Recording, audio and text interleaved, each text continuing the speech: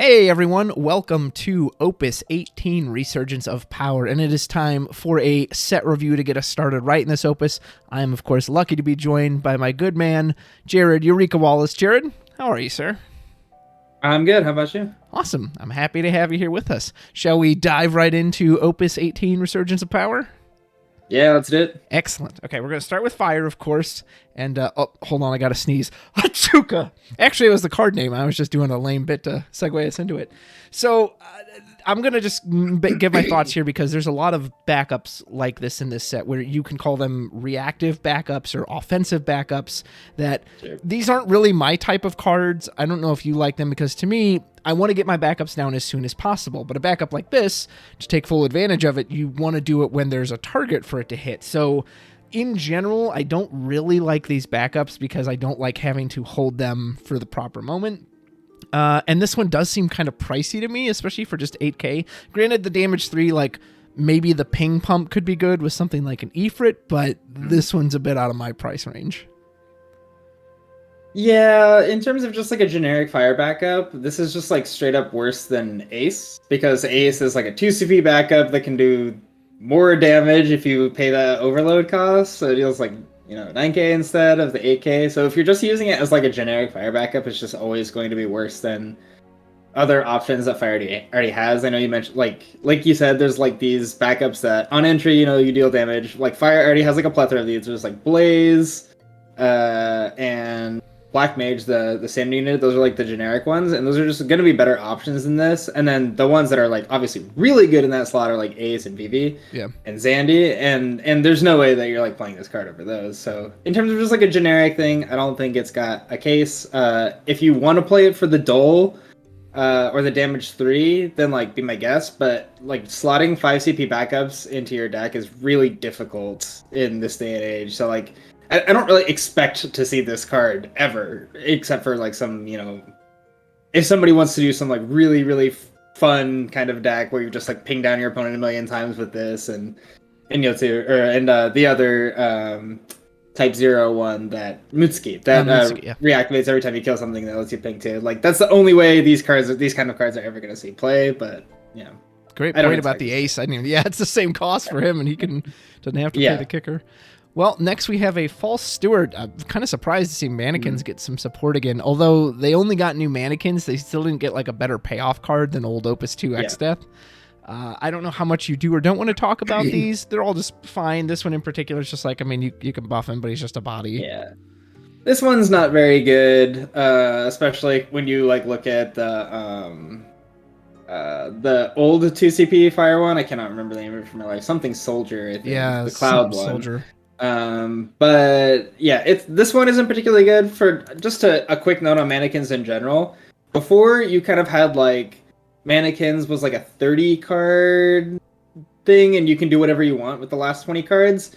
Now maybe it's just like a 50 card thing. Like the deck is just completely full of Mannequins, and there's like no room to kind of put whatever else you want in there. Yeah. But the new cards, there are some new cards. We'll get to those later, but it's definitely worth exploring at least, especially because the deck is free. Yeah. So. Well, speaking of exploring, our next cards from Final Fantasy Explorers, this is the first of a backup cycle. This is Machinist, so this is the only one we'll mention because they're all the same for their element. Basically, power creep over the old Invokers, where it's just a one-cost backup, but they actually have an action ability that if you draw a bunch of them, you can just discard the spare one's fodder for later to draw. It's not even like limited to your turn. You can do it on your opponent's turn. I do really like that. Really, I guess the question is, if you have a deck that only cares about getting to 5 backups as fast as possible, maybe you actually do put these in because it's just a cheap way to do it. But if you want abilities or you want your backups to have other functions, obviously you're going to skip past these. What do you think? Right. So when I first saw this cycle, I was very excited because this is the same as like cycling lands in Magic, except for like it only costs 1 instead of 2, so it's like it's even cheaper and they're much faster to play than other backups. I think we might have even played these at 2CP as just like with the same exact ability, but at 1CP, I think these are like really, really good. And when I first saw them, I was like, okay, I think these are pretty good. And then like watching other people play games with them and like building decks with them, and I'm like, okay, I actually think that these are like some of the best backups in the game at this point. Like these are really, really good. I think if you're in monocolor, you're just like automatically on 2 or 3 of these. There's this trend in recent opuses of decks like trimming down. It used to be like you always played 17 backups. Like, that was just like the golden number. And there's been this trend ever since, Moshri and Stern came out, where like we've seen less backups or like no backups or like, next to nothing, only playing free backups or backups that could be Balance of Bune or whatever and stuff like that. Or like even after those cards left, you would see sometimes decks would only play like 10 backups or, whatever. It's like it's not nearly as important because you're getting so much value out of your forwards. Your forwards let you draw, your forwards let you kill your opponent's stuff every turn. They let you cast your summons for free or whatever now. So it's a very different game than it used to be when we played with 17 backups. But I think maybe if these are your like 14th, 15th, 16th, 17th backups, you just play them because they just cycle so cheaply that it's not a big deal if you draw them later into the game. So I think that this is going to help push us back up to like closer to 17 back. Maybe you still don't play exactly 17, but maybe you play like 14 backups and 3 of these guys in your mono deck or whatever, So pushing you up like artificially up to, that 16, 17 count while kind of functioning like Upstart Goblin does in Yu-Gi-Oh! Or like Cycle Lands do in Magic, just like those kind of free, very, very cheap cantrippy effects that let you kind of play down a number of cards for a very, very minimal investment. Yeah. Awesome. I hope you're right. I would love to see these succeed and really become something special. Yeah. I will say, everybody that I've talked to who has played with the set says that these are amazing. Like, they feel awesome. Really good. So I'm super into it. Yeah. Excellent. I don't know how into this card you'll be. This is Cleome. I mean, if it can stick around, it can do a lot of like combat manipulation. Buff by 1, or you took 1 extra than you were thinking. But other than that, like, I don't know. I don't know where I would put this card. I'm not very sold on it. Yeah, I think you have to be doing something like very, very unfair with it. And I think the only thing that you can really like look at and say that it could potentially even be worth playing is you're playing like there's this new trend of like the ping mono fire with, we'll get to Ferris in a little bit, but like you can use like Dijin to up the damage of your pings, so she'll deal 2k. Or if you hit the Ferris, then she'll deal 1k to Ferris. Or if you have Dijin, then the Ferris will deal extra damage. So it's like you kind of get bonus damage out of the pings. So like if you just have Cleome and Ferris, you can just deal 6k to something whenever you want, basically, or 2 different 3k pings. Or if you Dijin, you get 2 different 4k pings. So like there is some merit into having this like free ping ability. But I'm not really sold on this card in particular. It's just kind of a little lackluster. I'm not really sure that the choosing to get a 1k power whenever you want is enough. And I really don't like that she doesn't do anything until you end your first turn. Like if she also got 2 of her counters when she entered the field, I think that'd be a lot better than entering with 0 and getting 2 at the end of your first turn. So I think there could be some niche situations, and I think in like L3 in particular, if that format comes around, this could be a potentially decent card with Ferris, but like for standard, I don't think that the card power is quite there. Well said, well said. So we're curious to see what you think about Salamander. So every element got one of these summons that has an initial effect, and I guess you could call them like mono effects. You can basically dump 10 cards of the same effect from your break zone to do something wildly different. Some of them, well, they're all very different, so we'll talk about them when we get there. For Salamander, I do like this one. The 10 cost is a lot of cards, and I actually just played a title match tonight with category 10 and running that Bahamut that says remove 10 cards. And when especially when you're facing aggressive decks, like you don't even have time to get 5 cards in your break zone, let alone. So that's a pretty big cost. As for this guy in particular, I don't think you really even need it though, because to me the card that first comes to my mind is Squall, because Squall's 4K is always just a little too low. So being able to go Squall, Salamander, boom, 9K to the Susano, pretty darn good. But we've also had effects like this in the past, like Afrida. So Squall, maybe with not, I almost said cyans. Yeah, cyan and samurais, that if you have a low board, hey, I'm only cleaving for 3, well, boom, now I'm cleaving for 8 all of a sudden. That said, fire summon space to me is like, you basically have to have 3 Amaterasu. Brynhilder's super good. And Brynhilder's better than this if you're taking on a single target. The Bahamut, the new Bahamut from last set's really good too. So like space-wise, I don't know, but I do like this one. What do you think? Yeah, it's tough. You're definitely right that this is suffering from its peers' success in some ways. Like fire summons are like so good. If any other element got this, we would just be like, oh yeah, best summon of the element, But like fire summons are like so good that it is definitely suffering from other fire summon success. However, I still think that this is just like too good of an option to pass up in a lot of decks. Kind of like how we play like one of Hecaton Chair, the 5 CP one, in like random Earth decks because we play Rydia.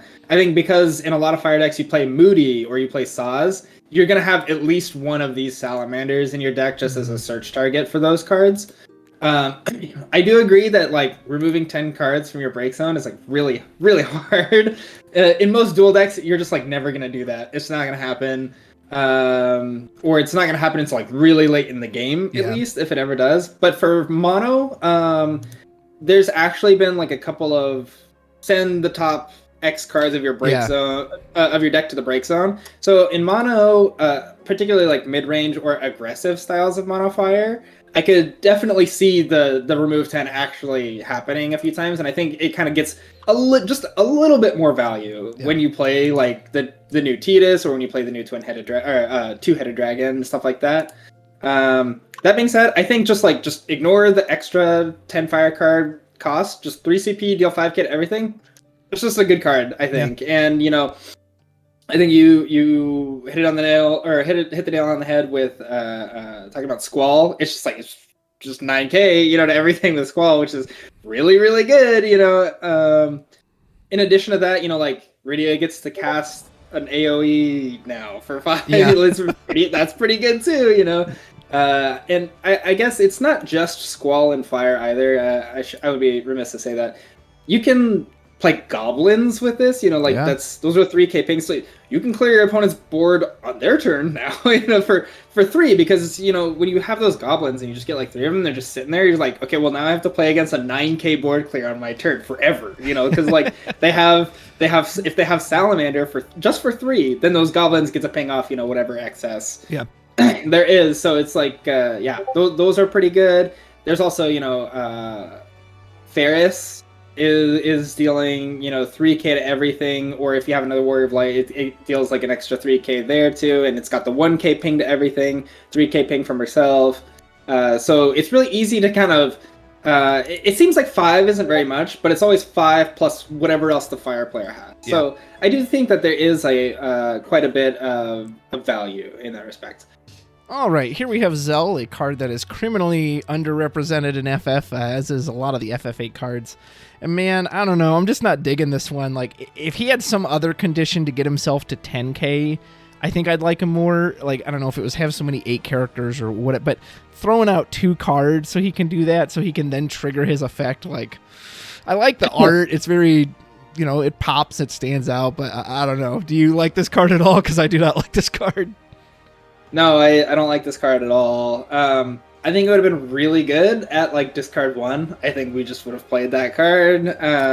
But at discard 2, it's just a little too stinky, I think. And there are other ways to like cheat it up. Some people were talking about like playing this with like Lava Spider or whatever, but like you get really janky really fast when you start playing those kinds of decks, and then your opponent just like, if you like go out of your way to like search the Lava Spider, play the Lava Spider, play the Zell, and you're like, yeah, I'm gonna get him, and they just like kill the Zell in the stack, and your Lava Spider is useless, and you're just sitting there with a bunch of like bad cards. It's just a little too janky, I think, to work. Maybe someday, there will be like a backup that has Lava Spider's effect, and then this card could be potentially pretty good, but.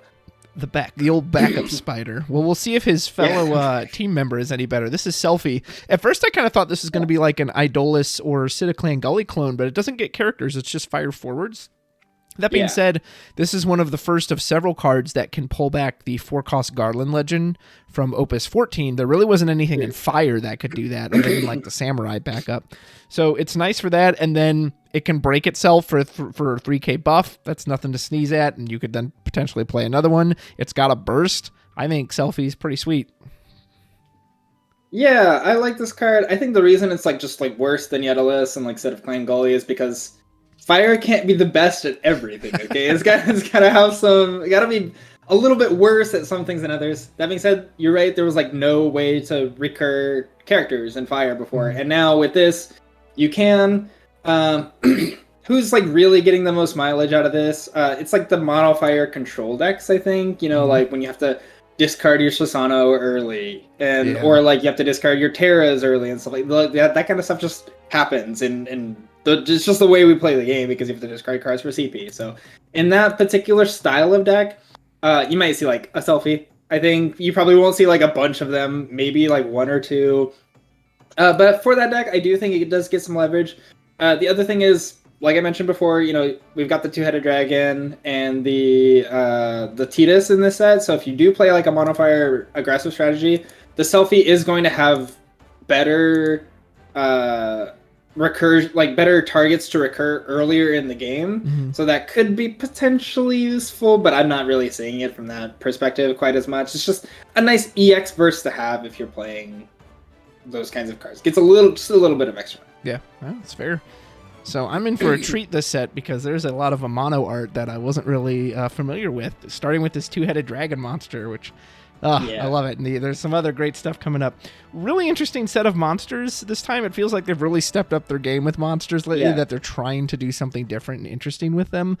They all have this like conditional animation effect for the most part. I don't think the lightning one does. But so this fire one, any fire forward you have that attacks, you're going to get a 4k ping.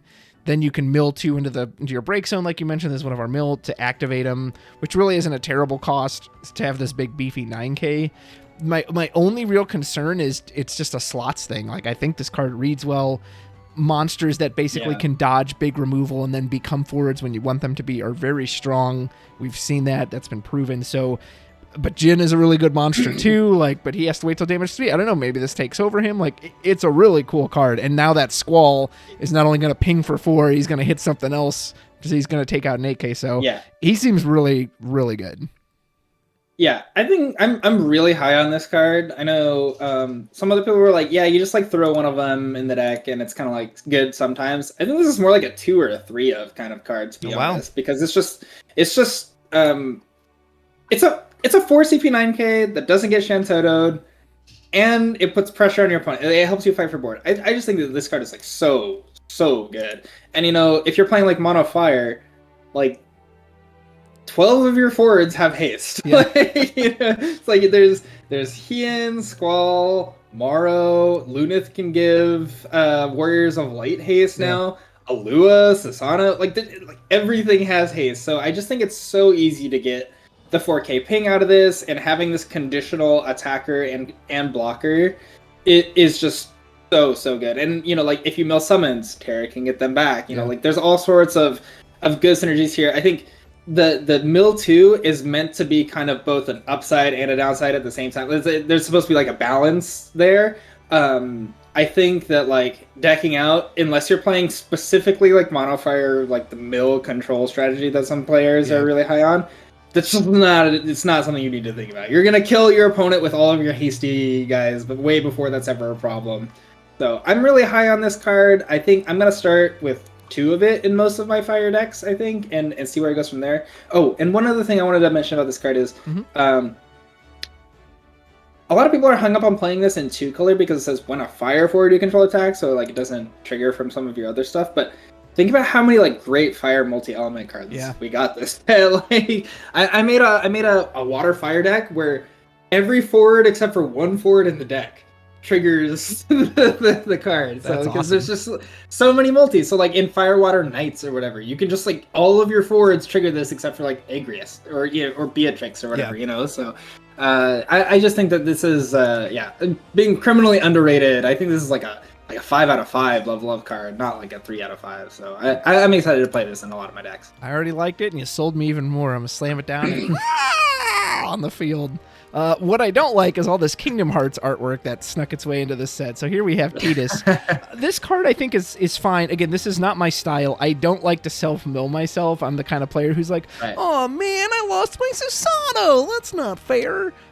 But for what this does, I think it's absolutely fine. Again, I don't know about in standard finding its slots. I think it's great in draft. I think this is something you'd really like to see in draft or L3 because it's on curve. It kind of does what you want it to. But I've also been really big on cards that have like continued value lately, and so cards like this that kind of just it's a one and done. I'm kind of I don't know. It's hard to figure out what I would cut in like a fire deck for this. Right. So I have a few thoughts on this one. So there was that like 3 backup or like 0 backup Fire Luso deck that was going around last set with like where you play both of the oh, it's not Zemus. What's his name? What does it do? Xenos. Oh, okay. There you go. You play both of the Xenoses, the one that like puts a 4-drop into play, or you play the one that mills the top 5 and you get all the dudes. And you play it with like Luso and you like try to get all this value out of it, right? I think it's really good in that deck in particular because the deck is completely mono fire and it just like spits out its entire hand and just tries to kill the opponent as fast as possible. I think it's pretty good in that deck. I don't really think it's that good in just like your average modifier. It might be like a nice 1 of or 2 of in like a normal modifier deck, but obviously milling 5 is a lot more than milling 2. Or like the way that I kind of have internalized it is I could activate Two-Headed Dragon 2.5 times for the same price as this effect. So I am a little bit concerned about milling myself out if I just play like all of the mill cards. Yeah. But I think if you're playing like one or the other, or playing like a nice like calm mix, or if you're just killing your opponent as fast as possible, playing them is just completely fine. So obviously this doesn't work outside of explicitly mono fire, so I wouldn't play it in that, and it kind of disincentivizes you from playing light and dark cards too. So there is a cost to this card, but yeah, I do think it is quite good. Yeah, I like your comparison with the dragon there. For me too, when I think of mill, I think of it in like turns, in that if the mill ever becomes relevant at the end of the game, you know, milling 2 cards, okay, well I lost 1 turn. If I mill 5, I'm losing 2 or 3 turns potentially. So that's right. That's a big penalty. Yeah. All right, next we have Berserker. Normally these cards are terrible, and this one doesn't get me excited, but this is actually probably the best one we've gotten, just because it has first strike at least, so it can like kind of survive when it has to run in an attack. Again, I don't think they'll ever slot this, but it's probably the best Berserker we've got. Yeah, it has first strike, and it's got a somewhat useful ability, so like I can see this being like awesome in draft. Like it's probably really good in draft. Outside of draft, I don't think it's probably making its home. There's like I'd say a very, very small chance you could see somebody playing this in like L3 in a mono fire deck, like where you're getting like pretty stretched thin on like what cards are available in the pool when you play with only 3 sets. Maybe this finds its way into like one of those decks, but even then, I don't think it's happening. So yeah. Well, ready for some pain. All the Gullwing girls got their super sphere grid. I don't remember what they call them, but they're like their super augmented sphere grid art, which are here. And so they kind of do this with quite a few cards this set, where they have this, it's an effect, and then if it's multi-element, it's an extra effect. And especially in something like a draft, it's probably really nice to have something that can beat up on the multi-elements. Yeah. However, it's not like multi-elements inherently have extra protection versus other cards. And just 7K for 6, God, it's so expensive. Like, I'm glad the body's big, but it's such a pricey card. Yeah, I kind of feel like this card got shafted in a way, but because the bottom ability, if it's put in the break zone, remove it instead if it's by damage. I think like if they just didn't have this line, this card could have like easily been like a 5 CP card, or like, you know, they could have adjusted the numbers and it could have been like a 4 CP 8K with the same effect. And I think it would have had a much better shot of seeing play at like 4-8 than it does at 6-9. It's just not. It's not a very good stat line. It's too expensive.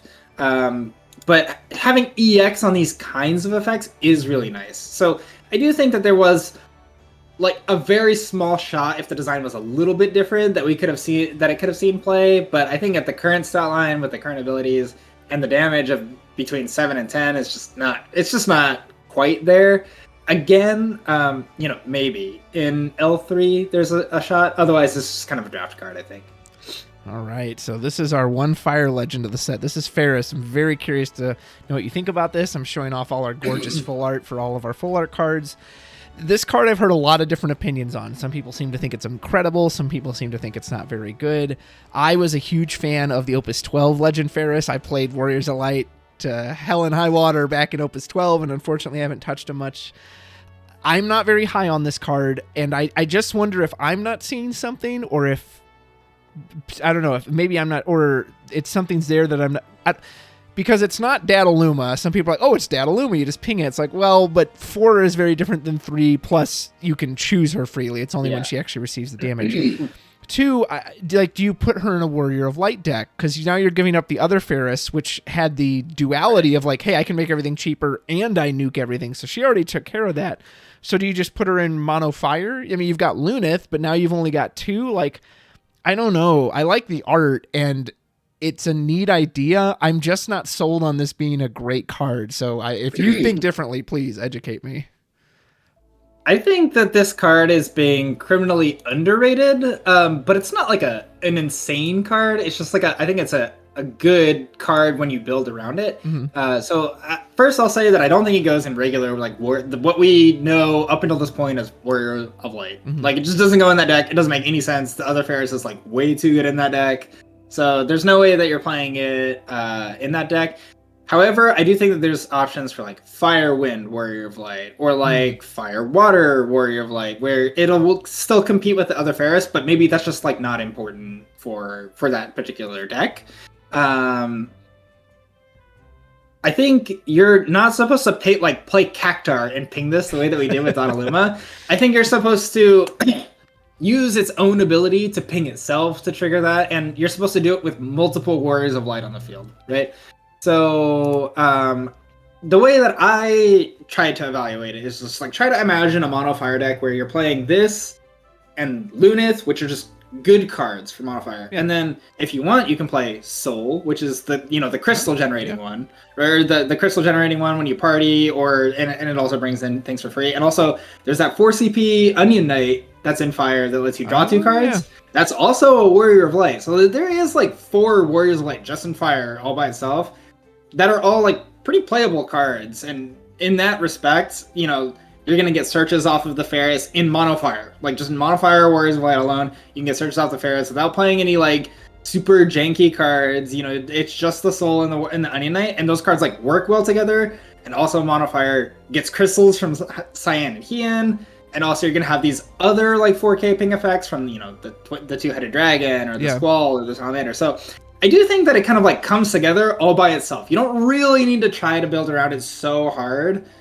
because she's going to trigger when she comes in, and that's going to give 1K to everything plus a 3K ping. Or if you have another Warrior of Light, 1K to everything plus 2 3K pings plus, like your Salamander, your Squall, whatever. And then she's going to continue triggering that every time she attacks.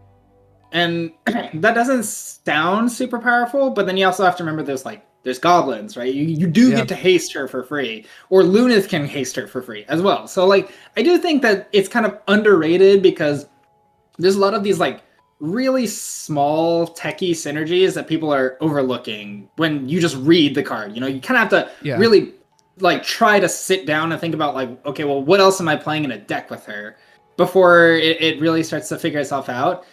Again, I've mostly thought about it from the mono fire perspective, where just having all these board clays for free is really nice, and having like Lunith and stuff like that is just really nice.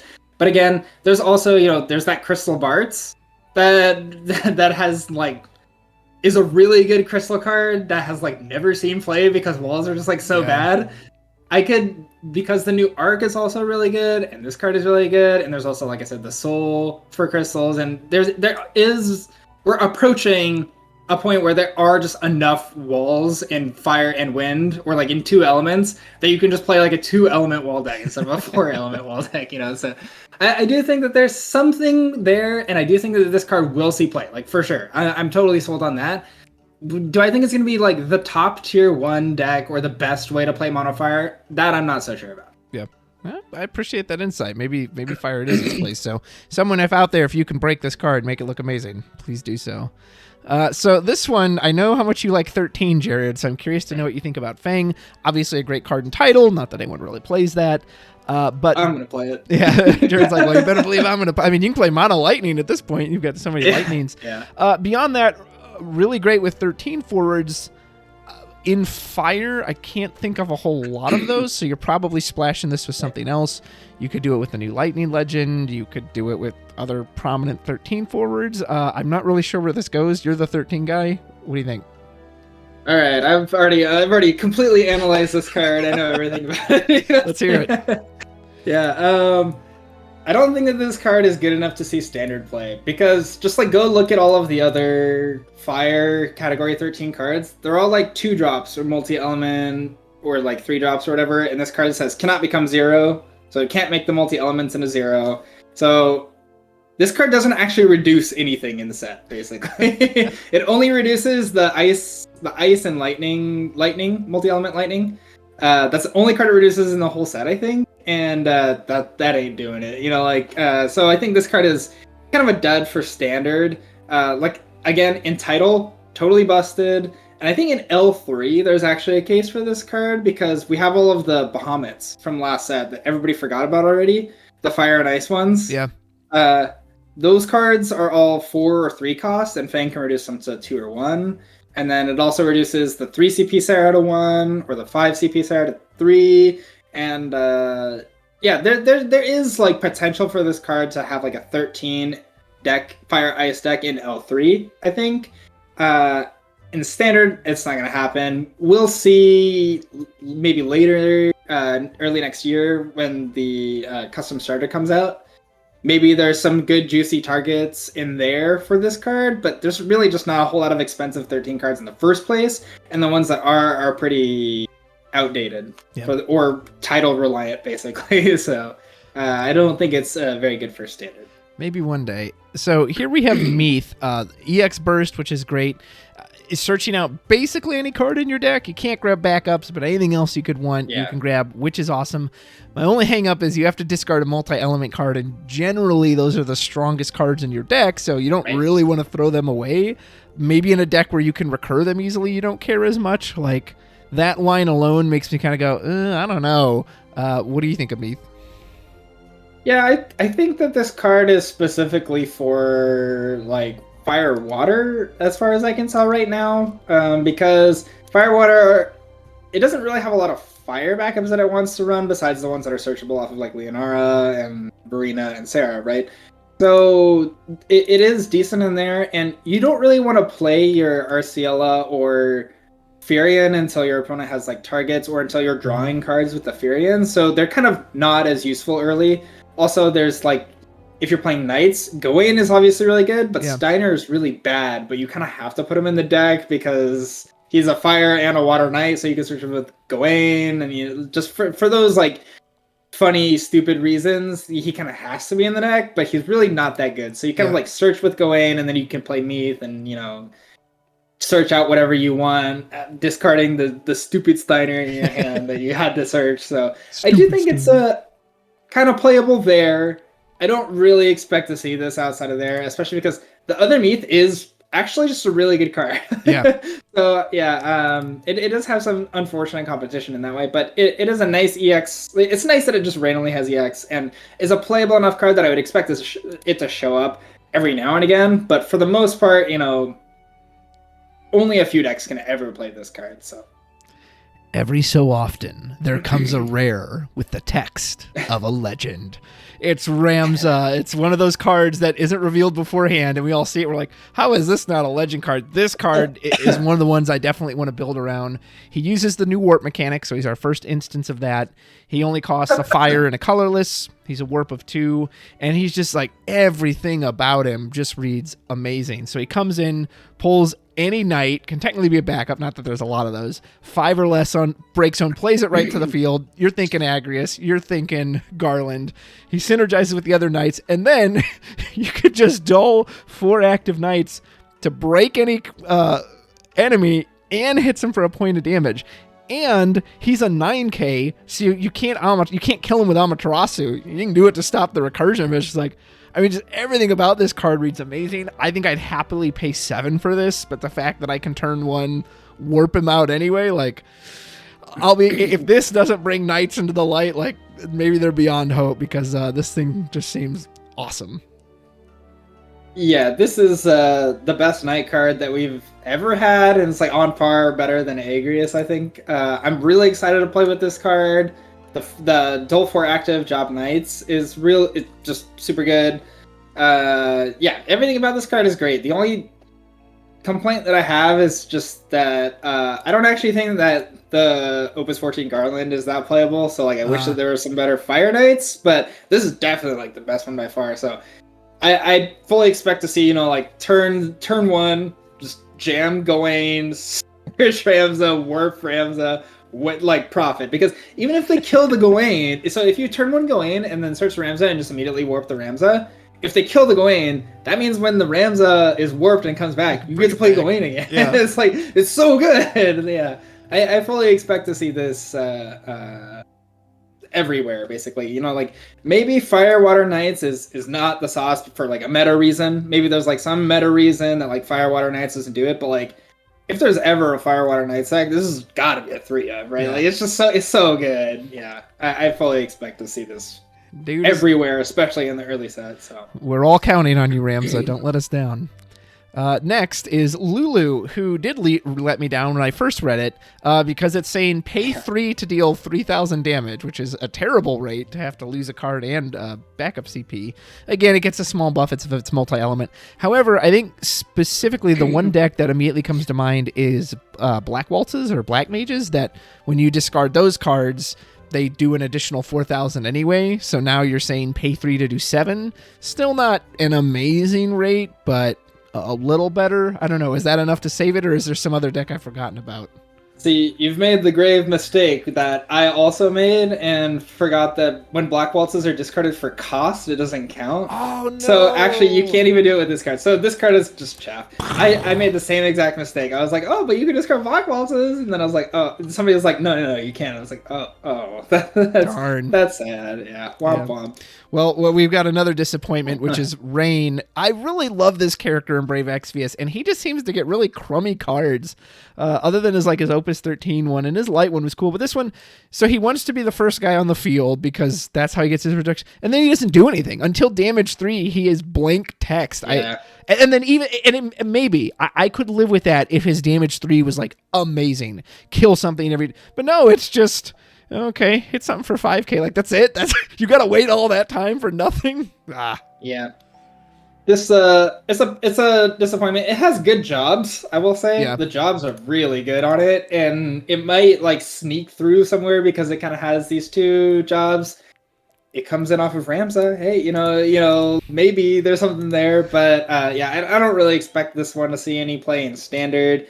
Again, maybe L3. You start running low on candidates for the fire deck at some point. Maybe you flash in a couple of these, but like. The Opus, like you said, the Opus 13 range is just like so much better than all the other ones. It's difficult to imagine this seeing any play in standard. All right, we've burned through all the fire cards. Let's move on to ice. All right, in ice, we're starting off with Alhenalem. I actually saw you talk about this card a bit in the Discord. It's a really interesting effect. I'm not 100% sure what you use it on. Some people mentioned like Soirees, I think was the example that came up, and you yourself said, well, if they go Mata Metal, they try to revive something and you Alhenalem, you've now just turned their Mata Metal into, hey, break a backup of your opponents when it comes in. So like it's a cool idea. It's anything that's Crystal Chronicles is always has the, hey, you can pull it out with Nordstalin. So, but I can't conceive of the situation where you go surprise Alhenalem, especially because you have to telegraph it by leaving it up. So I don't know. Do you see this any differently? I think it's a useful card to exist, just like in general. Like this card this kind of effect should probably exist at some point in the game so that things don't get like really messed up. So I think it's a good effect to have in the game. Do I think it's going to be like directly impactful on a ton of minigames? Maybe. I could see like mono ice decks, playing this in particular to stop like there's the new Refia, which we'll get to a little bit later, that like just plays a card from the break zone. I think this is like a good way that like if you're hitting your opponent down really fast, like aggroing them, and your opponent is about to turn the corner with a really big effect like that Refia or whatever, then like sack the backup, try to lock them out of the game. That's like the only time that you ever actually activate this effect, I don't think. So I think it's more about like the threat of being able to lock your opponent out, like making Refia not an option is very important. I don't think that like you're ever actually going to do it except for like that very specific scenario, and your opponent is just like not going to do it if you have it up, right? So I don't think it'll happen in a lot of games, but it is important that it exists, and it could be an effective way to kind of close your opponent out of the game. Perfect. All right, next we have Vice here, little Edelweiss. Well, I'll go ahead and talk about Nero with this card as well, because they're kind of a package. Yeah. We didn't see Nero originally, and I like the idea of knocking out your opponent's characters, keeping their backup line dull. Yep. But my initial thing was, he just has field abilities. He himself doesn't cause any discards, so what's the point? However, his Nero backup turns him into, on entry, your opponent discards a card and you freeze anything on their field. That seems a lot better. Is it enough to play that package? That I don't know. Go ahead. He can't be Amaterasu from that. Yes, either. because it's two separate triggers. You get the discard. They can Amaterasu the Vice after they've discarded if they want to, but like they're still gonna have to discard. So, I was like, okay, 0 to 5 on this one, and then like we saw Nero, and I was like, hold up, like wait a second, okay. So I do think that there's merit to this, and the other big thing is that Job's Fiat is actually a really good job, because there's the 3CP lightning backup restrictor that searches for it, so that actually makes Restrictor Nero like a 5 or 6 card backup engine that all has EX, which is like that's pretty good.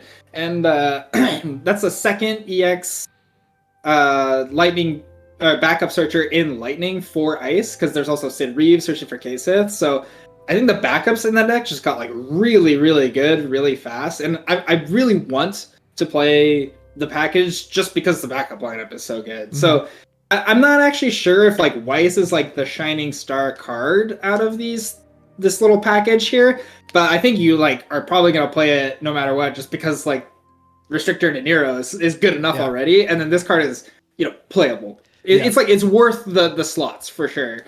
Just having that 4 CP AK with that ability is just like good enough to warrant running the entire package. So I think I think Ice Lightning is shaping up to be like a 35-40 card deck, like just solved right out the gate, and then kind of like those last 10 cards are going to take a really long time, a lot of testing, a really long time to figure out what the best use of them are. Perfect. Well, next we have Quistis, who is, if she didn't say random discard, I don't know if I'd even give her a look. Random discard is really nice, and we see it on a few cards in the set, so I wonder if that's a direction they're just going to push ice in general, is give effects random discard. In general, I don't really like forwards like this because it requires another forward that can attack that turn, which means it needs to have been sitting on the field. I mean, that being said, a forward that attacks random discard is good, but we've also gotten more and more forwards that also just discard when they attack or go to attack phase like Orphan. So I don't know. The more I think this one, I'm like talking myself out of it. I think this is like, so random discard is a lot better than, like you said. I think basically everything you said is right. Random discard is way better than your opponent chooses what they discard, but requiring another forward is just too janky to really make it work. Maybe there's a random FF8 deck, or like an L3, maybe there's an FF8 deck or something, and you kind of play this off color, and it could be potentially useful with a haster or something like that, but I don't think it's very good. Yeah. So next we have Kuchaspel, a card I completely just blew off the first time I read it. I was like, Seraphy, I don't want to give them a card. And then I really started thinking about it, and I think there are some interesting things you can do with this card. as someone who plays a lot of ice discard, one of the things I run into a lot is your opponent will play their hand out, and we don't really get a lot of payoffs for them being at 0. So you have these effects like Were I or Orphan or Biblos or Weiss that they need to see them discard a card. So if they don't discard a card, they can't trigger. Well, this one, because of the way it's written, it forces them to discard, and they can't react because it's a select. So once they allow it to resolve, it forces a discard. And then the other thing I thought is, well, what would I want to get back? Well, you can get back any card in your break zone. I said, well, what's Ice's best removal? Premium Physalis Bullet. So with this guy, I can force one of my discard effects and pull back a Physalis trigger. Like, the more I start thinking about it, I think it's got potential. I don't know if all that is too pie in the sky. You need it to line up, or maybe you just try to hope for that turn 1. You don't have anything in the break zone yet, so haha, here's my thing. But I think he does have potential. Yeah, I think so. On turn 1, it's just Thaumaturge, right? Yep. It's just like, I don't discard a card, you discard a card. It's like all it says. So the floor in that regard is on turn 1 as a Thaumaturge. It's pretty playable. Like you said, it's a very techie card. I went from like thinking this card was garbage to like thinking about a bunch of use situations, thinking it was like really good, and then like thinking again, I was like, couldn't Thaumaturge probably just come off the list if it wasn't generic? So I was like kind of not kind of middled on this card, and I think you're right. It needs a lot of time in the oven to really figure out if this is the one. I think first we need to make sure we can make our opponent discard our entire hand. Then we can think about playing this card. Yeah. Because I think you're totally right. It's like triggering Biblos, these kinds of things is really useful, and I do think that especially with the new Physalis being added, Premium Physalis Bullet is looking like one of the best abilities in the game. So I'm excited to see where this goes. I could foresee this see this card being cut despite its potential upsides, just because you only get to play 50 cards, so I think it will suffer from slot syndrome quite a bit, but I'm excited to see where it lands. It's just, I think it'll take a lot longer to get there with this card than it will with other cards, because it's so conditional on if you can make an ice deck that discards out your opponent really quickly in the first place. Yeah, that's fair. There's the Black Mage backup. We'll skip past him. He's the ice one. Here we have Krista, which ironically shares the name of my first girlfriend. So every time I've played it, I think of her. But she was much prettier than this guy is. He's actually really cool. I hadn't even considered this, but I used to run the old Opus 1 Sarah, just, a body discard. And my friend pointed out, well, why would you ever run Sarah again when you have this? I was like, oh, yeah, that's a good point. It's a bigger body. Yeah. It dodges removal. It's the random discard. There is a very niche case where, like, they could potentially screw with his activation. Like, let's say they've got 2 cards in hand, you attack, EX Burst, they draw a card, and you're like, oh, crap, I can't activate him now. But in general, if you're playing a discard deck, you're probably going to keep their hand low enough to bring him up. So, yeah, I got to actually test this card out, and I really liked him. Yeah, I think that this card is quite good. First, just ETB, random discard that, like, they can mod it if they want, but they're not killing the Krista. That's just good, right? Straight up. And then 3 CP, 8K. Again, it's conditional on, like, whether your ice deck can actually discard them out or not. But I'm evaluating all these ice cards under the assumption that, like, with Theodore, if they can't do that, then ice sucks. So, like, I'm assuming that they can. So under that assumption, like, just being able to activate this most of the time, or like making your opponent discard down to 0 and then drop to 2, so it's like always active, I think this card is really, really strong. Agreed. But do you think that of Lady Shiva of the Frost? We do have a WAF summon, so you can actually pull this out in WAF title if anyone's still playing that. I think this is one of the ones you absolutely have to do the extra cost. I think paying 1 and losing a card in hand for 1 dull freeze on a forward is just... I don't even think that's competitive. And again, 10 is a lot to do. I did test this out, and yeah, like, I could only pull it off a single time because 10 was just... again, 1 for break anything is good, but it's so pricey. Like, I just can't. I don't see this being consistent, and unfortunately, I think this is another ice summon that's just in the bin with the rest of them. Yeah, I think the card does. It's like you said. It's too expensive, really, and that's, like, not really that surprising. We've kind of, like, come to expect that from ice summons. Now, out of the garbage dump set of ice that is ice summons, I think this card is surprisingly playable among them. This card is a far cry better than like playing like your Opus 2 or Opus 3 Shivas or like whatever, or Glacia Levolus maybe. And it's got the right name to work with the other Shivas, although it does remove them from the game, so there's there's anti-synergies there. But Terra is really, really hungry for some good ice summons because that card is insane. It's just never found the right home. So, maybe we're starting to get closer to that critical mass of garbage cards to just make the Terra playable. But I don't really see this one being the straw that breaks the camel's back.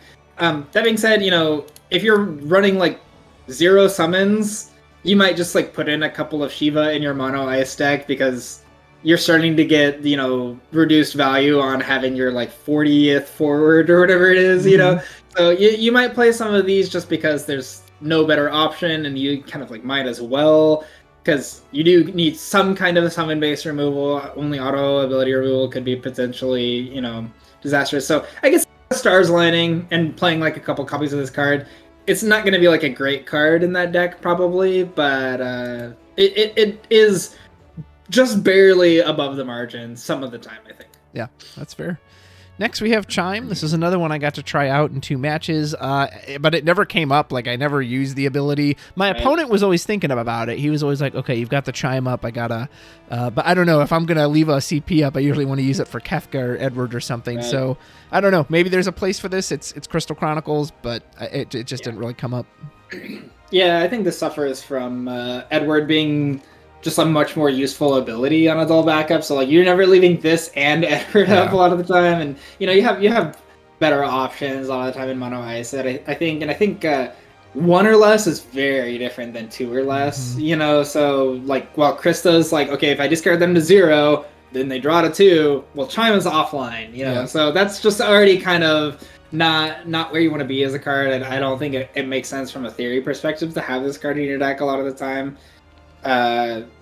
So yeah, it's just kind of like a middling card. You might see it in L3 because there's like shit for ice backups in L3, but yeah, I don't think it's a great one. Yeah. Well, what could be great is Theodore. So this, again, the one deck I got to play before a review was Mono Ice Discard, because I really wanted to try this guy out. And he basically played out exactly as I expected him to. I don't think you ever want to pay the 9, like maybe in some specific situation where it's going to win you the game. Other than that, you want to warp this guy in. I was able to turn 1 warp him a few times. I'm very curious to see how the warp mechanic pans out overall, because there was a very feels bad moment when I did it the first time and I realized I just had 2 cards less in my hand and nothing to show for it. I was like, oh, that's kind of weird. But then when he comes in, what happens is exactly what I thought. Your opponent will just dump their hand. Oh, I'm going to lose all my cards. Right. Well, I will play out every possible thing I'm able to, which is what I expected to happen. Now, maybe that's great. Maybe that's right where you want him. Cool. Now they have absolutely nothing. He's got a great body. I love that he's basically Amaterasu proof unless you cancel the warp entirely, because if they go under 2 cards when they Amaterasu, he's going to be too big to kill, and he's got first strike. So I think he does exactly what he wanted to. I guess I'll have to see if that telegraphing of, hey, I'm going to take your whole hand, and they go, okay, well, here, I'm going to do everything with it. So very curious to see where this guy ends up. Yeah, I think, I don't know, I'm very, like, in the middle here, because I think it's exactly how you're saying, it's the, I'm going to warp him, and the turn before he comes in, my opponent is going to play their entire hand, and he's going to discard no cards. Like, that doesn't seem like a very good trade for me. Yeah. like I'm going to lose 2 cards, and in the future, my opponent is going to lose probably no cards. Like, that's just kind of the way that it works. But it does guarantee that your opponent will be at, like, 0 cards. Yeah. Like, your opponent doesn't really get the option, unless they cancel the warp itself, with Fina or Amaterasu or Leviathan, they're definitely going to be at 0 cards. And there's very few decks that are going to be able to, like, stop a turn 1 warp. It's going to be like Rydia and Mono Wind are the only 2 decks that I think are ever going to be able to really stop this from happening. Mm-hmm. but it will guarantee that 0 card situation, and it's going to be all about like how well do the ice decks capitalize on that 0 card situation. Like if they can keep that, if the orphan sticks and the skeleton is sticking and they're drawing cards off of array, they make you discard out and they can kind of like keep you sitting every turn discarding down to 0, then it'll create a winning situation for the ice deck. I think this is the theory behind the card, right? And I think that's why it costs 9, whereas like a lot of the other warp cards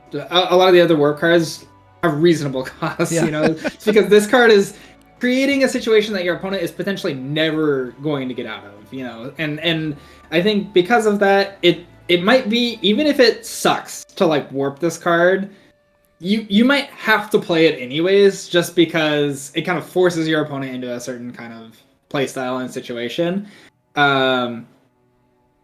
I don't know how good it's going to be. It's going to take like a lot of testing. It's going to take a lot of like hours sitting in the grindstone, like playing all of my cards to the board at turn after turn warping against an opponent who's warping this on turn 1, warping it on turn 2, because those look so different, Yeah, so, absolutely. There's so much to evaluate with the card that it's hard to say. This could be like a 2 or like a 5, and I'm just really not sure where it is in that mix.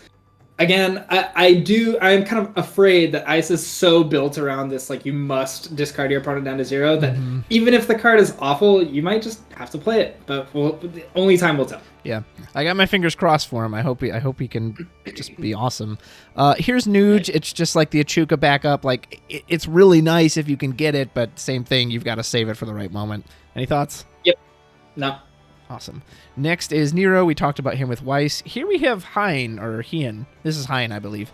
And I did get to try this one, and he was great the turn he came down. Getting to freeze out for their backups, it basically gave my opponent a dead turn. I tested this in Mono Ice discard, so they were on 1 card. They drew to 3, but they had no backups because I froze all of them. That felt great. Yep. The problem was beyond that, he just sat there and he didn't do anything. And I kind of wonder why he has this like protection, because I would have given anything if he had any kind of ongoing effect. At the end of your turn, freeze something. When he attacks, dull something, like anything. Because after that initial, wow, it felt great to freeze out their backups, I was like, if I'm going to pay 5 in ice, I want like Physalis or Orphan, these cards that have this continued value. So I love this art. Man, I hope I pull a full art because this art is gorgeous. And that initial turn does feel good, but I just wish he had either that he was cheaper or he had some kind of continued value. I think they were very, very hesitant to ever print a card like this in the first place, because in chapters, there was a card called Aldo, which is like our 4 CP lightning backup. Same card, same art and everything, but it's just a 4 CP AK that just said freeze all of your opponent's backups or freeze all of their forwards. That card was broken in chapters. It was like the best card by far for a really long time. So I think they're very afraid to kind of print the same card again. And Hein is like their middle situation. So it was like Snow, but you didn't have to play a crystal. Yeah. Like the same effect, basically. So I think this is kind of their middle ground, is like, okay, we'll print basically the same card, but it's going to cost 5 instead of 4. And in exchange, we'll give it this kind of like mostly useless protection, but occasionally potentially useful against, something like Titan or whatever, So I don't really expect the card to be like an all-star 3 of or whatever Mono Ice, but I think if you're playing Mono Ice, maybe put one of these in your deck, because Ysael searches it and sometimes it's really good. Like I think you did a good job of pointing out, like, this is one of the only ice big guys who like don't generate value every turn, like the other ones are like Physalis and Orphan. I like to think that like sometimes it's nice to just get that immediate effect, and sometimes that's exactly what you need. And I think Ice up until now, it really kind of only had those guys after a certain point. Like really, really long time ago, there was like XVIII and stuff like that, where like everything only had ETBs in Ice, and then they kind of shifted to like, okay, everything is only value cards in Ice. There's no more non-value cards in Ice. And now we kind of got like, this is like the first one back into like it just does something when it enters and it just never does anything ever again. It's kind of nice to have like a mixture. So I do think, maybe we'll see 1 or 2 of these in a few decks. It is potentially useful, but it's going to take a backseat to the other ice 5-drops that exist right now, I think. Well said, sir. All right, now we have a lot of potential with Physalis, our second printing of her since Opus 13. I actually like this art a lot better. She's got a pretty bubbly personality, and I feel like this represents her a lot better. This card just has a lot of interesting things going for it. It's your cheap 2 cost. It's a knight, so it goes with Laswell and Charlotte. It has a first field effect, which is kind of weird because it's based on your own, but then her action ability, you discard a card, you move 2, you can cast him for free. I got to try this a bit. One turn, I drew just absolutely dead stuff off of it. I was like, oh, well, that kind of sucks. But the other turn, I pulled off 2 summons that I could then use immediately. Now, I tried this in Mono Ice Discard, and it felt expensive there, but I wonder if you were to put this in something like Ice Wind, where you have a lot of resources that maybe that might be broken, that you can be like, oh, and by the way, let's just see what I've got coming. Yeah, I'll take Bismarck off the top. Yeah. I'll take Locke off the top, whatever. So it's just got so many lines to it, and it's very unique. It's just, and it's, if nothing else, you could use it as premium Physalis bullet fodder. Just, have one in there to fuel that. So I will be amazed if this card doesn't pop up somewhere in some form, and on some level, I'm a little scared of it. Yeah, I think this card goes, so it's got great name, great job, great ability, and it works in both aggro decks and in value decks. So I think that this card is just A+, chef's kiss on this one. I really do love it. I think it's gonna go in Mono Ice. I think it's gonna go in Ice Lightning because you're gonna play the other Physalis with it, and it's just so good for the aggro strats. I think it's gonna go in Fire Ice, when you're playing the Axter deck or whatever, because it's a knight, so you eat a Dull Freeze off of Laswell too. It's just so good. You're right, I do want to try an Ice Wind just because the bottom ability is really useful, and if my opponent is trying to kill me, I'm going to have less cards in hand. That's when a 2CP 8K is a really good card. Mm-hmm. Your opponent, I think you hit it pretty well there. Your opponent discards you down, or whatever, they're trying to kill you, you're playing Ice Wind, you have fewer cards in hand, that makes it harder to cast, which means it's a perfect time to draw some extra cards with Physalis. Yeah. So I think a lot of it lines up really well for the Icewind deck as well. So I'm excited to try it in just about everything. I really do. But yeah, I like it. Awesome. I bet you're just as excited for this Rune Fencer. No, I mean, this is just kind of like draft chaff. I don't really have anything else to say about it. Any thoughts? Nope. All right, we have Phantasmal Girl, which is actually probably the mannequin I'm the most curious about, because technically, as long as you can pay for it, you can just keep canceling your opponent's abilities. That's quite the level of protection. Granted, I don't really recall, most of the mannequins have ETB, so I don't know if there's a lot of mannequins that you want to protect and keep around, but I don't know. See, it's unique, at least. It's different.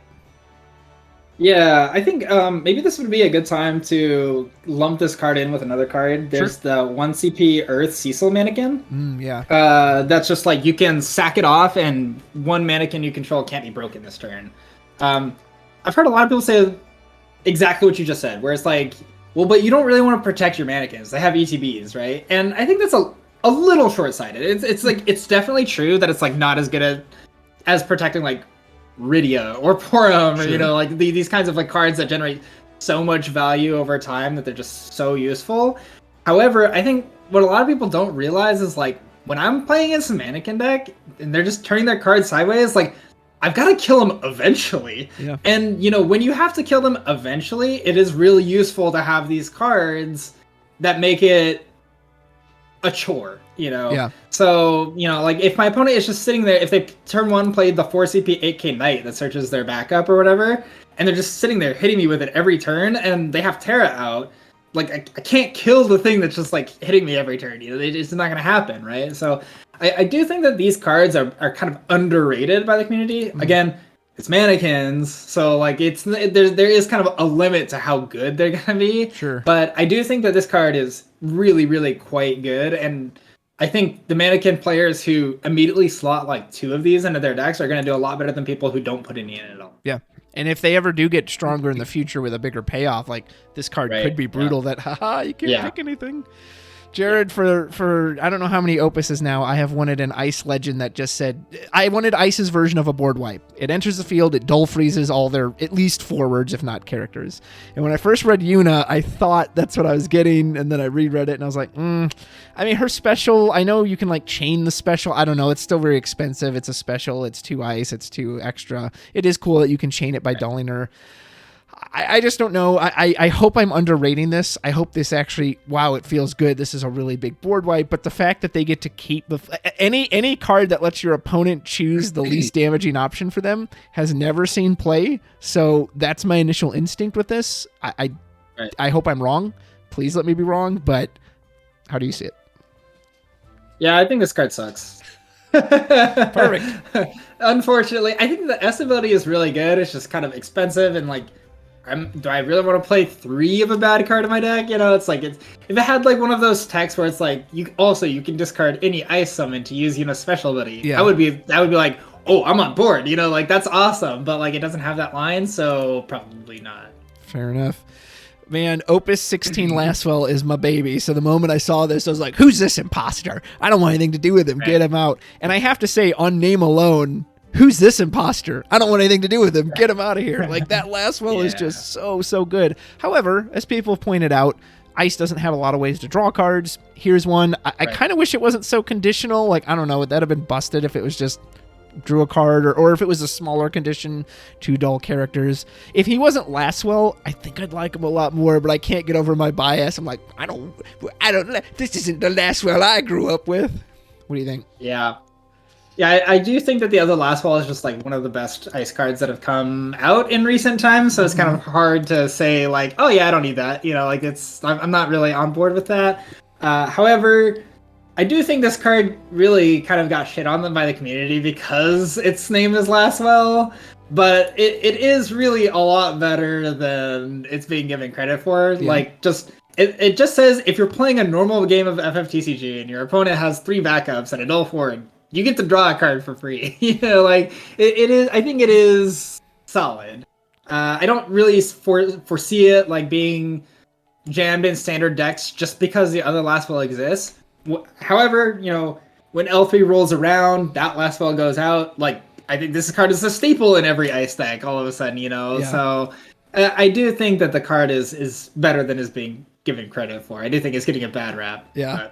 Well, and it could have been any other name, man. I don't know why they felt. Well, I think if it was any other name, then it would be too good with the other ones as well, because then you're gonna get a draw card and you're gonna make them discard a card and you're gonna get a dull freeze. You know, like they had to limit the number of good 2 CP Ice Knights. Yeah, and you know we just got Faisalist this set. You know, so I do think it was very intentional that they made it this name, but yes. Too many nights. Well, sir, I need to warm up. I've chilled out with everything I can with ice, so we are moving on to my favorite element. Note the sarcasm. Wind. Here we have Arc, and I really like this card because they always tried to push that theme of like Arc, Ingus, Refia, Lunith, and so the fact that he's like, hey, let me go get my friends with the fire, earth, water. It's got to be one of the best reveal 5s we have in the game, because it's just, if you've built your deck around it, surely you cannot miss on this effect. And it says cards, so you can even pull a summon. Amaterasu, thank you very much. And then, you know, you get a power buff that maybe is relevant here or there, and it's all on a burst. Reveal 5, draw on a burst. Sounds good to me. Yeah. What do you think? Yeah, the burst is great. The reveal 5 is great. I think that this card, obviously the bottom text isn't really gonna happen most of the time unless you're playing like a very specific wall deck. You know, that's like the only way. You're gonna have Ferris, Arc, and then like, I don't know, a lighter dark card, or probably a light card because Warriors of Light. Yeah. Or you're gonna have, you know, Earth in there too, and you're kind of like gonna cheat out that extra 2k, which, you know, sure, fine. Like if you're playing walls, you know, be my guest, have the extra. For most of us, this card is just a 4 CP 7k with that effect, and that is totally fine, I think. You know, like, just don't even worry about the other stuff.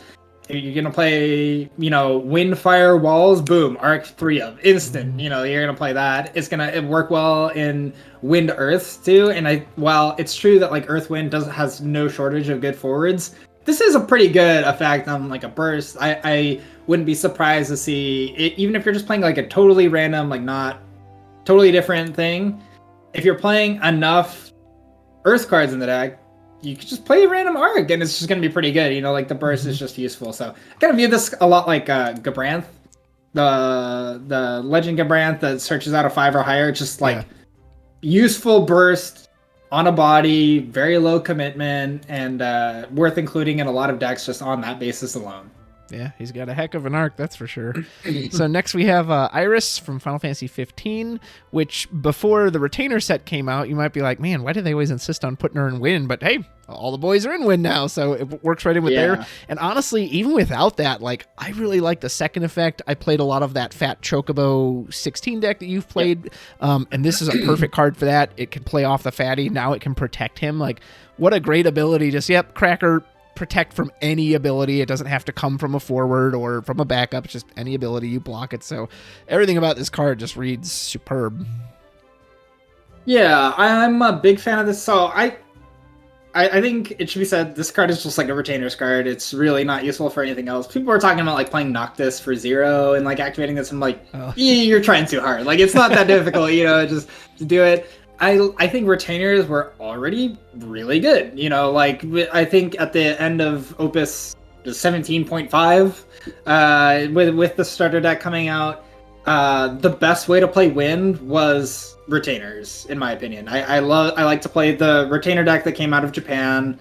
It was just like a cast Wind deck with the Retainer package and Tilica and Shantoto backup, and that's all you need, because all you need is to be able to play a cast deck that doesn't die to like really quickly. And so Noctis is really good at not dying, So I think that deck was already really good because it was the best way to play the cast strategy in a defensive manner. And so I think that deck was already potentially going to be the best Wind deck coming into the set.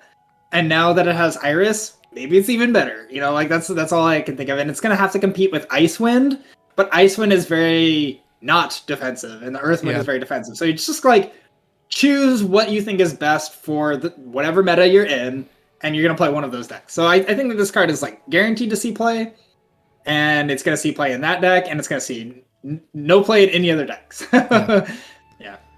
All right, there's the Delusory Dragoon. He's just a hasty mannequin beater.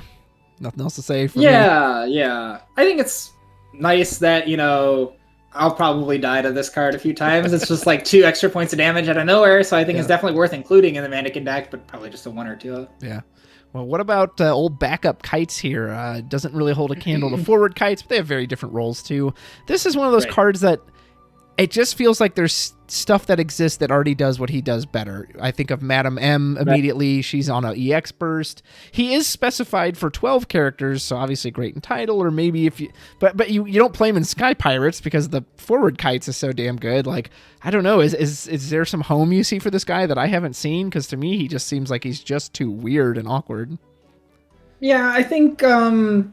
in terms of just like a generic win card, I think you're right. I think this is like when people were looking at at Hope and thinking that he was gonna like take over as like a new backup into backup searching thing for Wind. I was like, man, nah, this isn't getting played over like Chocobo Sam or Fat Chocobo and stuff like that.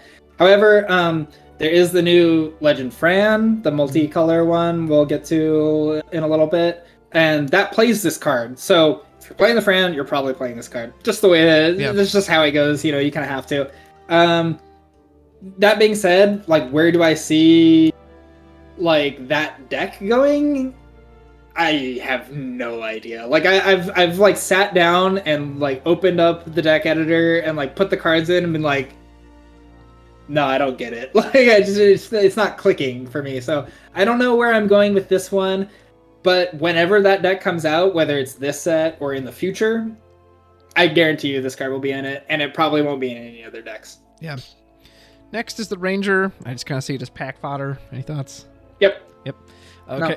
No. Well, what's not pack fodder? I don't know if so one of my biggest complaints with Wind is that it always gets crap monsters. Wind has no good monsters whatsoever. So finally we get Cerberus. No, I mean, this card. So this is the only one of the monster set that has a modal effect. All the others have like a very specific do this thing, but of course it's Wind. So it's like, stand back, amateurs. Why don't you do one of 3 things? You can either make it completely free plus by getting all your backups. You can draw a card, or you can do break 5 or more. The art is fantastic. I absolutely love this amount of art. It's It's a 3-cost 9K. I don't know why it's so big. And it's as big as the twin-headed dragon, but cheaper. The only negative is that it technically has the hardest condition to activate on your opponent's turn. Granted, it's wind. I actually think you could probably cast 2 on your opponent's turn if you really wanted to. So it won't be as effective as a blocker, but still, man. Matisky was already saying this makes the loop even easier. You don't even need the Una. You just use the Cerberus. Like, it just seems like a great wind monster. What do you think? Yeah, I think so. For Loop in particular, I do think that this card is quite good. Again, replaces Yuna. You never have to think about playing Yuna and potentially the pain that were played in Loop before, because now this card exists. However, I think this card is a little over.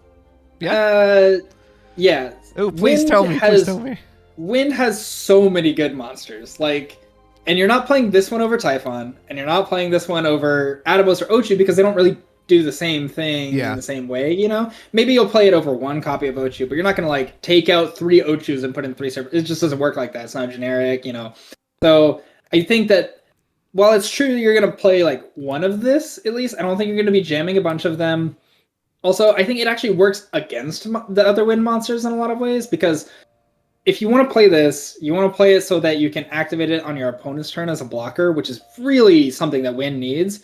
And when you do that, you have to play more summons, which means you're playing fewer monsters. And also, if you look at, we're going to get to it in a second, the Dryad summon that came out, it says play more monsters, not more summons. And even though it's a summon itself, which means Cerberus is kind of actually more difficult to activate than it would be normally. So I do think that despite what everybody is kind of going, it's kind of one of the worst monsters in the monster cycle this time, I think. It's still a very good card, but I think it's kind of like a one of serviceable card for Wind rather than just a new jam it in every Wind deck 3 of staple kind of card like the way that Typhon was. Yeah. And I do think it is noticeably worse than for example, the Fire, Lightning, and Water monsters. I think it's worse than those, and it might even be worse than the Earth monster, to be honest. So we'll have to see, but I just think the condition is a little too hard to activate on your opponent's turn. So I hope you're right, sir. I really hope you're right. Do you like bugs? Because we have Colcab next. This is one of those cards that while it will never see play in Constructed, it just got such a goofy thing to it that part of me almost wants to see people play it just to see if it can do its thing. Might be kind of neat in draft though. I don't know. Yeah, I'm gonna have to read this card every time it comes up in draft. I guarantee you, I'm just gonna be God, what does this card do again? It's one of those goofy, random, really, really long-winded effects for such a simple for what it's doing is supposedly so simple. And it's got the humorous damage 3 plus 1K for no reason. Doesn't get a keyword or anything. It's just kind of why at this point. But it's some draft fodder, potentially useful in your draft deck, but you're not gonna play anything real. So well, luckily we finally got everyone's favorite Final Fantasy VII character, ZG. I don't even know who this person is, I'll be honest. He must have been an integrate or something. Or if he was in a remake, I don't remember him. He's an Avalanche operative, but he's in the way wrong color. However, you can break him to get a 7 forward, and 7's one of the best category support. Nothing immediately comes to mind that this is the guy I want to search out, but there's also not many 7 decks that use Wind. So do you see a place for this guy? Yeah, so I think that it's got one very specific role, and that's we have this amazing backup that I gushed over last set called Elfie that searches for your avalanches. So now she can now search into both Earth and Wind for backups. That's pretty useful, I think. So there is potential for the card just as be searched by Elfie and serve no other purpose. Yeah. That being said, is this what am I gonna do with my new Wind Fire thing?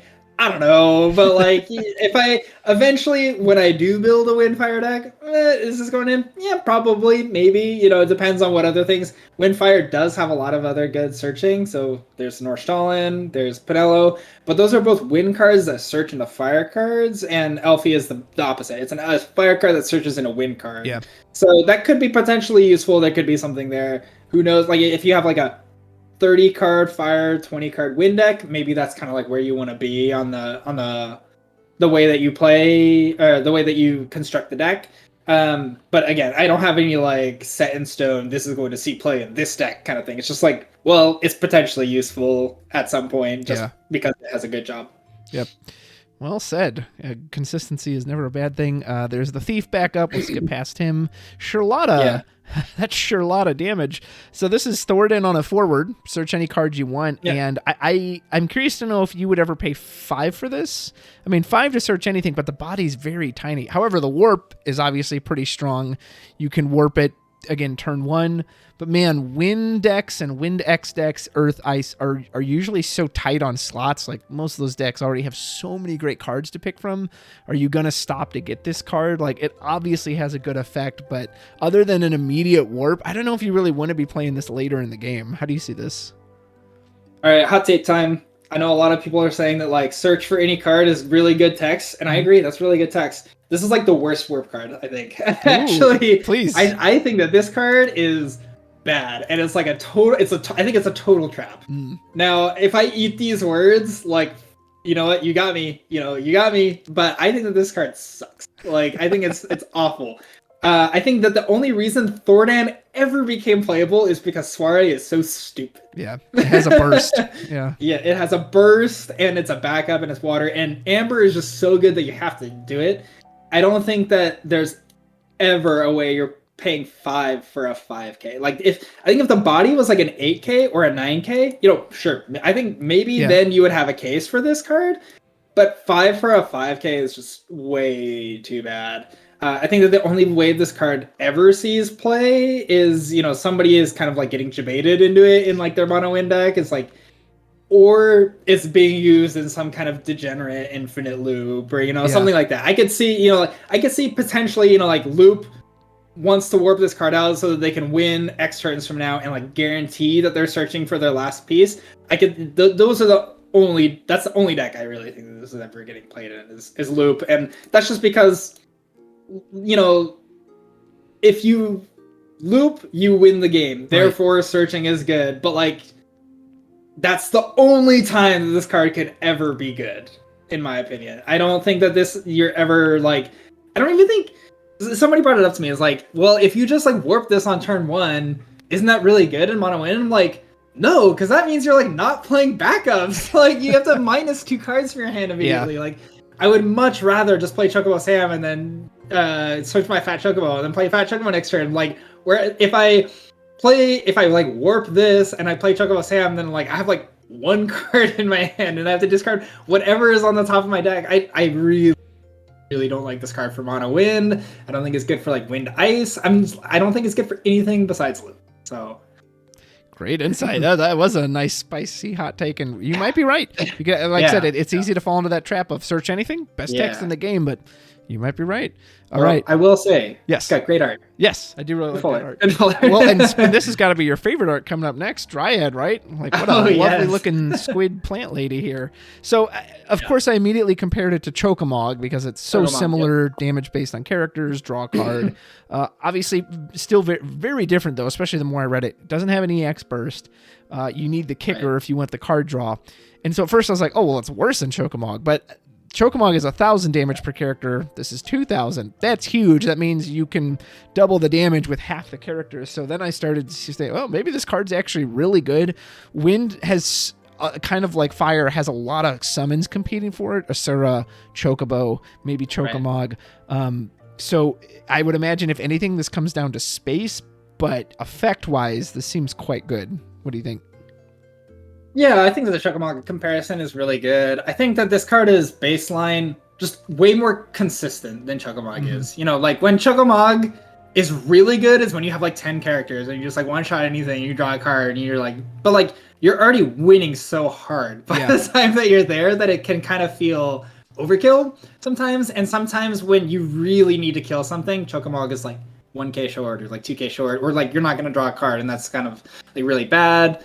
So I think that I would probably play this over Chocomog, especially because nowadays, your only Moogle is still skin right now. If we had like more, because you always have a Chocobo. Like it's just you always have a Chocobo, but you almost I won't say you never have a Moogle, but it feels like you never have a Moogle when you really need it. Yeah. That's what it feels like, and that's kind of the problem with Chocomog that I had, and that's kind of why I was like down to like, okay, well, I have to play Chocomog, but it's really not that good. I'm just gonna play 2 Chocomog and just like kind of not think about it so much. I think this card just immediately is better it has a much higher floor. Again, much lower ceiling as well, Yeah. but a much higher floor. So I think you might as well play it. And also, you do cycle through your deck really, really quickly in Wind. So you won't draw off this card when you're playing it on like turn 2 or turn 3 when you like really need it. But you probably will draw off this card on like turn 5 or turn 4 even, maybe. And so in that regard, I do think it is that the remove 10 wind cards in your break zone is more reasonable than in a lot of the other colors. Additionally, because Wind has really good monsters, it's just easier to pump this up. And I think we've seen a lot in like the Mono Wind and Icewind decks kind of like stepping away from Ochu.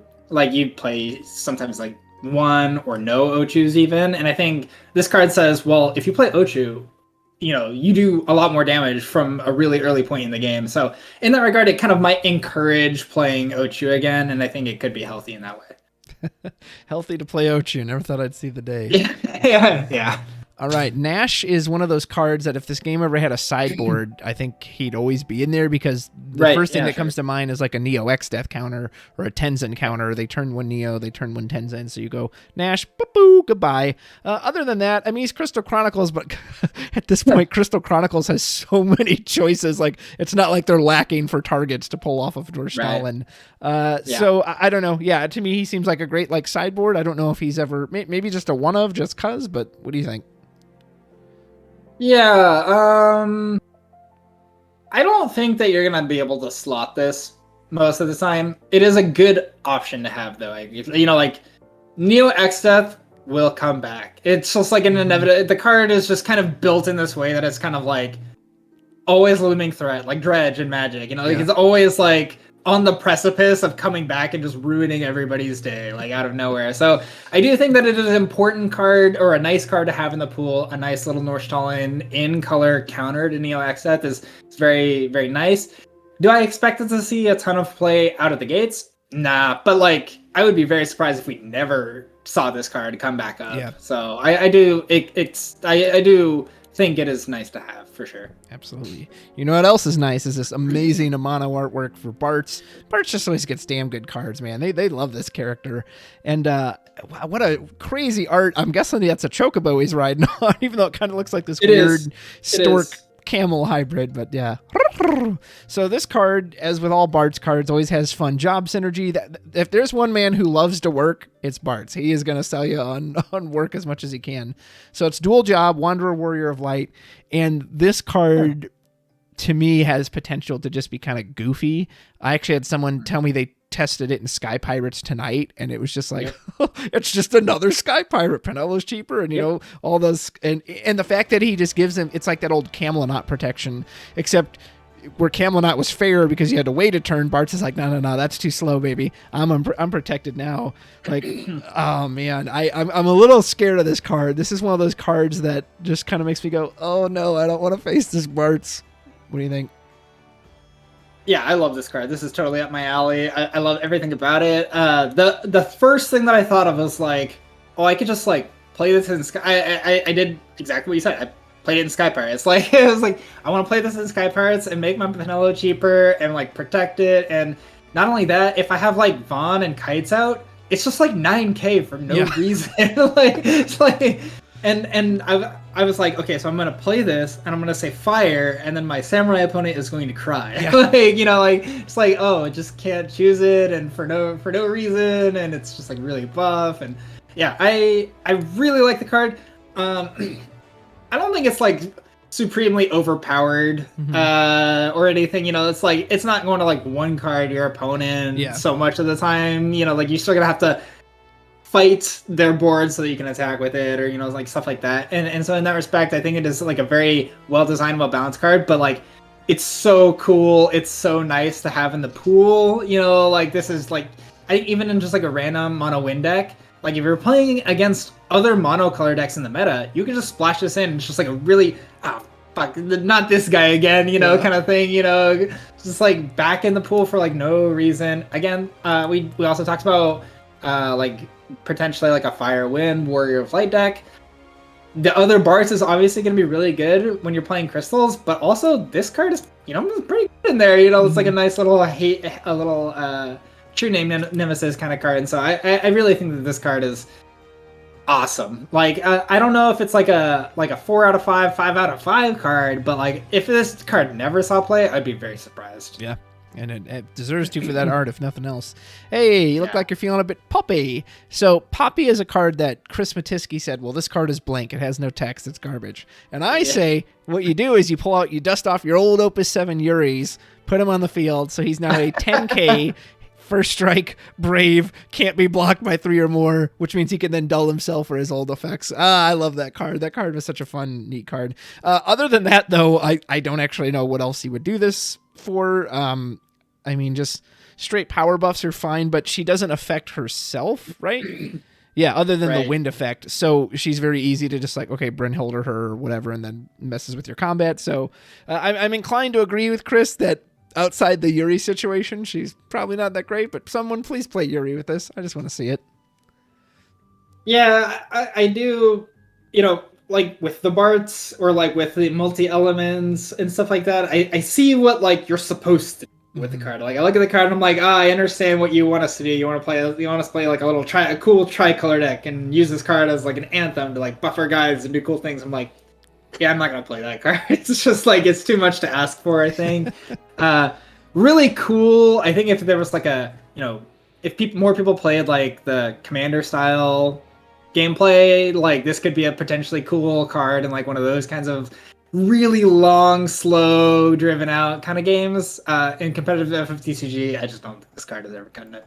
Yeah, it's very appropriate that our next card has this particular artwork because it looks like Yuri just heard what I said and he's like, yeah, what do you want? You called me, right? He just doesn't even look happy to be on his own card. They keep, like, they made that old Opus 11 one. They really want to tie Yuri to this Crystal Chronicles theme. But I'm even just comparing him to Fina. Fina is a 3-cost who just inherently says you can't pick me. And he says, well, I get that if you control enough characters. Yeah. And then he's got I mean, he does have an on attack, so he technically gives you continued value. But Wind is just, it can do so many better things than a card like this. Yeah.